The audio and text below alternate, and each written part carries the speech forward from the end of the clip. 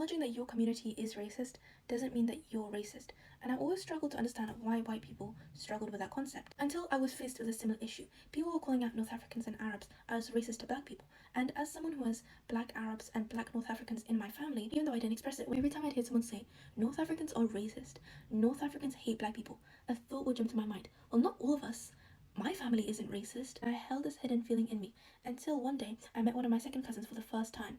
He was the brother of another second cousin that I really liked, who would obviously never be racist. Now, this boy was slightly older than me, but younger than his brother, right? And I thought he was alright, I thought he was funny, until he started talking to my cousin about how he says the N word. I immediately turned my head and looked at him and was thinking, what? My cousin looked back to me with a confused expression. Why is he talking to me about this? But he was basically discussing why he should be able to say the N word. Immediately, I chimed in and I was like, no, you should not be able to say the N word.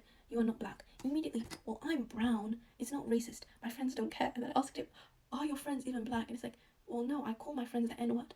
But they're not black, so first of all, why would it matter? Second of all, just because you're brown doesn't mean you can say the N word. But yeah, I tried to explain to him the deep meaning of the word. How much I tried to explain to him, he would simply not listen. And this is in a one-off situation. Most North African boys say the N word, and I can't just simply distance myself from them, especially when many North African governments are being racist to black immigrants. And people say, well, I'm not responsible to them. Well, when it becomes so prevalent in community, you almost have to say, well, they are representation for the community. I remember when Aisha Speed was doing a tour in North Africa and received racial slurs, and people said, this isn't us, this isn't a representation. And I thought that for a bit. But when it becomes so prevalent in a community, you almost have to say, well, I guess it is.